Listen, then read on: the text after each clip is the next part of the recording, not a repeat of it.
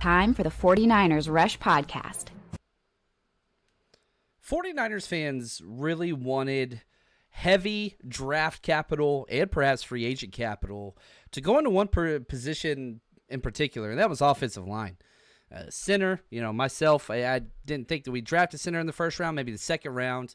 At least I hope so. But the 49ers just basically said, nah, no first rounder, no second rounder. And then we get to the third round, and they finally address the position with Dominick Puni. Rookie out of KU, Kansas, the basketball school. He's a fun player. Played left tackle predominantly. We'll break down, where all of his starts and experience have been and where he's going to be projected for the 49ers. But you look at this depth chart, and it's like, I'm not sure how much he's going to contribute right away. Obviously, injuries. Obviously, things change. But this just is so reminiscent of the Aaron Banks pick, where you draft him, and we'll even hear from Aaron Banks in today's episode. You draft him, you let him sit and learn. Hopefully next year he steps in. Now, injuries can always derail the schedule of the way things go. And I'm excited to have Dominick Puni, and I think he's a good addition.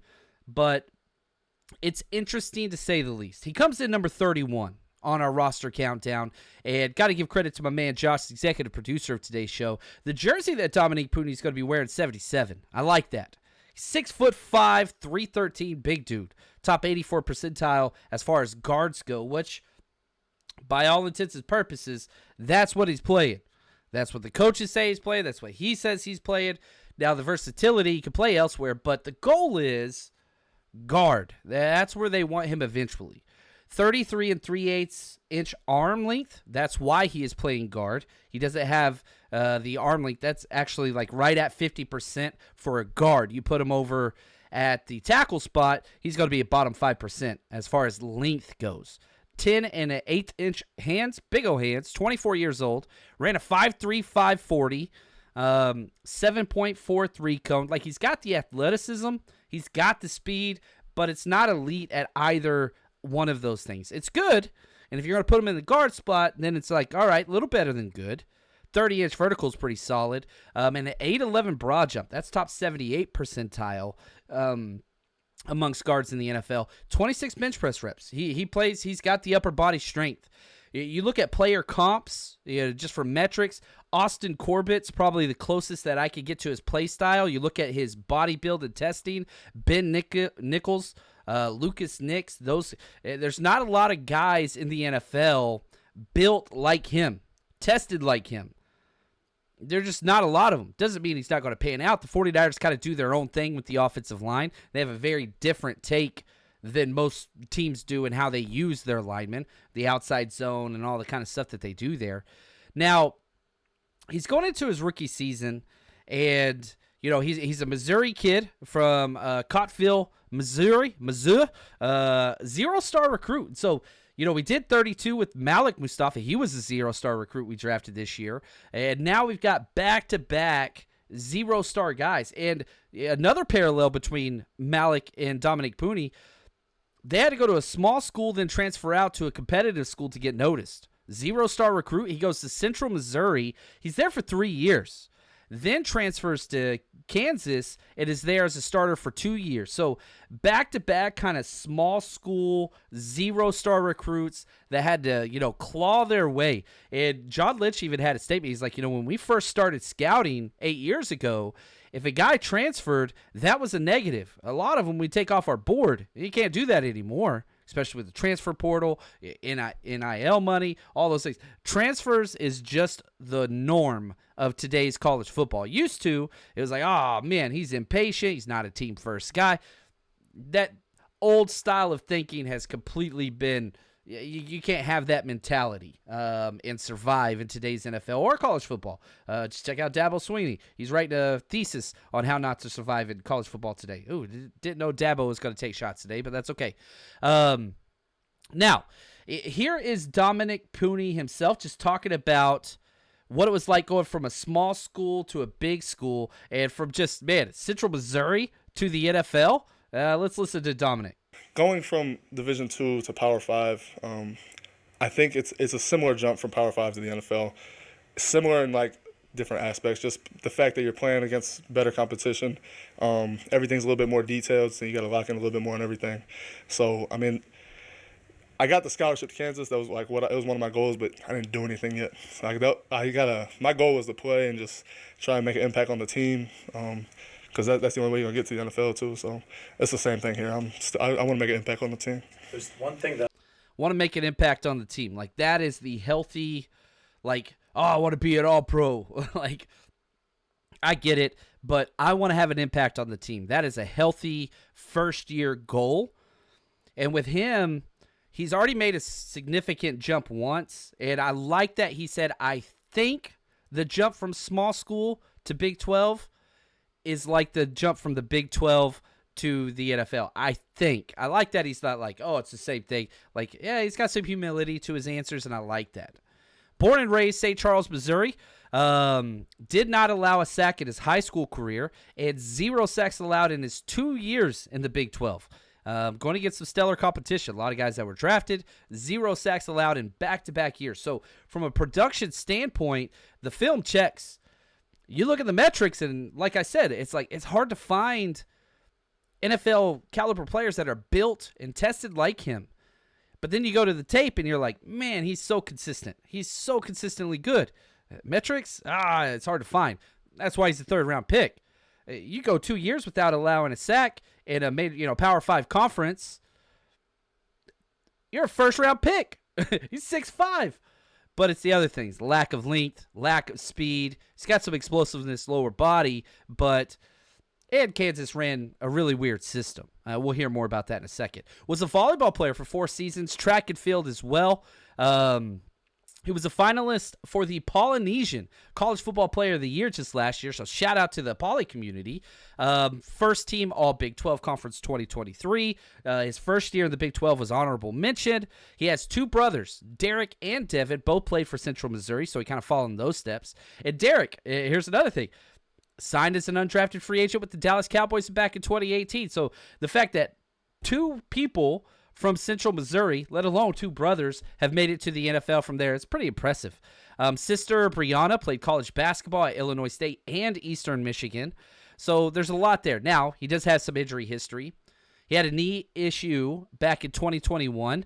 But then you've got 2 straight years without him missing a game after that. So, yes, he has a little bit more injury history than you'd like. 49ers have completely, we're not messing with injuries.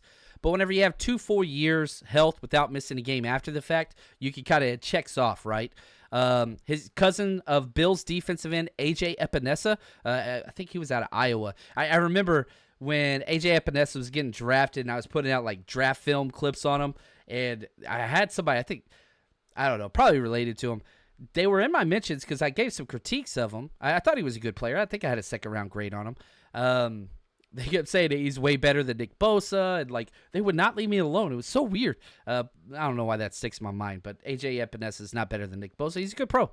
But cousin, so I like the fact that his brother's been in the NFL, even as an undrafted free agent, and he's got a cousin that's in the NFL as well. So that is important. Now, you look at people that were really high on him. Dane Brugler of The Athletic, who I really respect, puts out one of the best draft guides ever. He had him ranked 56th overall. And now he was drafted 86th by the 49ers, so tremendous value there. Highest Kansas player drafted since Aqib Talib, who just came out and talking trash against Brock Purdy and some other players or whatever else. But I will say this, Aqib Talib, damn good player, very fun, entertaining guy. Just keep him away from guns. Otherwise, he might shoot himself in the leg again. Now, held his own against Johnny Newton, talking about Dominick Puni, not Aqib Talib with guns. But, he's got some quality tape against some blue-chip prospects. Versatility. Listen to these starts. 27 career starts at left tackle, 13 at left guard, 3 at right guard. So he's played all over the place. So the question then turns to, well, where is Dominick Puni going to play for the 49ers? Well, let's go to Chris Forster. He's played guard and tackle, I think. I don't know. He might have even played center at some point, but he's built to be a guard. Now, does that not mean he won't be our 4th tackle possibly, the way the roster shakes out? Could he be our starting right guard or left? I mean, he could be a swing guard. The only thing I'm not sure I'm going to rep him at is center, but he's going to be able to play left guard, left tackle, right guard, right tackle. We're primarily working him at right guard right now.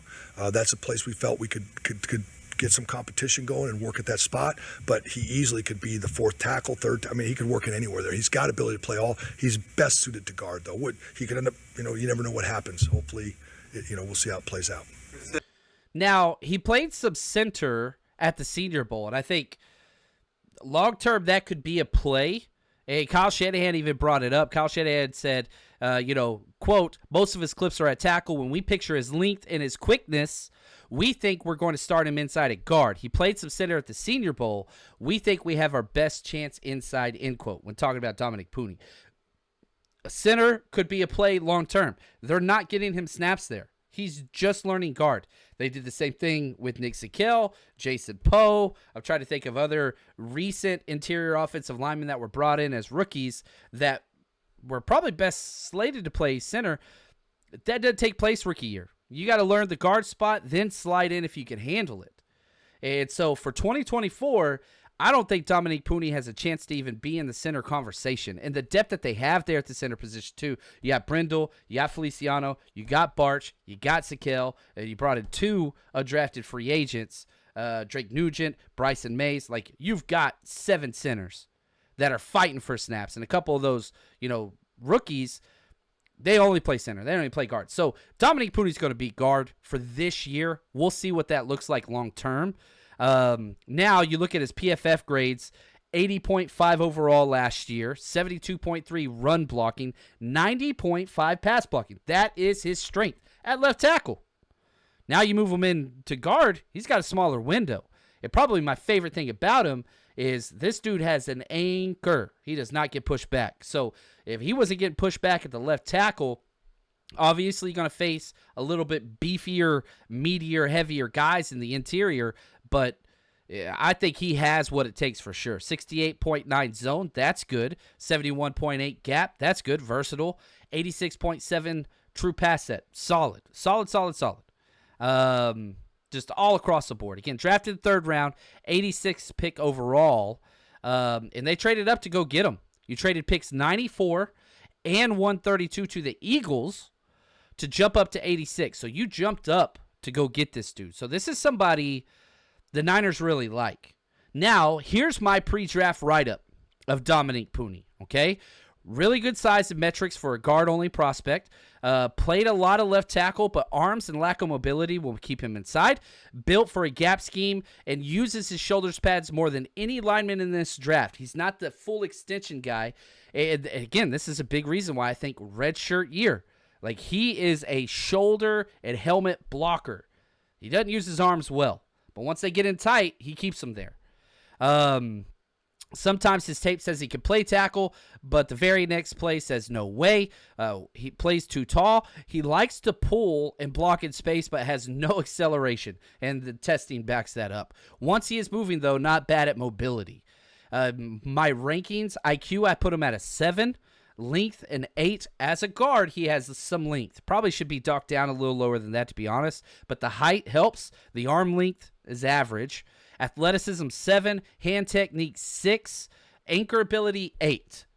After watching way more tape, I would bump down the hand technique, and I'd bump up the anchor ability. Probably a 9, to be honest with you. I had a 4th round grade on him. I had him as 7 on the 49ers fit scale, so positive fit for sure. The Niners like him a lot more than I do. I have him 4th round grade. They traded up in the 3rd round to go get him. They know way more than I do. No doubt about that. Signed his 4-year rookie contract. 4 years, $5.7 million. Excited about that one. He started in 38 games, played in 42. And, what's his role this year? I really think it's the Aaron Banks plan. They traded back in the 2nd round for Aaron Banks, but Banks was still selected higher than Dominick Puni by a full round. And they basically said, look, learn the position for a year. You step in for an upcoming free agent. That was Laken Tomlinson. Banks stepped in. Don't miss a beat. Move on. Well, look at the guards. The current projected starting guards this year are John Feliciano and Aaron Banks. Both of them in expiring contracts. So you draft not 1 but 2 guards. Jared Kingston, who we already did, And now Dominick Puni, which if you want to watch his tape, we got a couple games of his up. Head over to the 49ersrush.com. Fun. All 22 breakdowns. You can kind of see what he's great at. It's good tape. It's consistent tape. It's not overly... You don't watch him and think he's a first-round pick, but you also don't watch him and think like, oh, that's a bad play. Oh, that's a bad play. He consistently get the job done no matter what tape you turn on. Now, let's go to Aaron Banks and talk about Dominick Puni and just, I thought this was interesting because he's kind of drafted to replace him, and Banks has been through exactly what he has been. So here's what Banks has to say. Good. He's figuring it out. I mean, it's not an easy offense fundamentally to just kind of walk into, especially from a college locker room.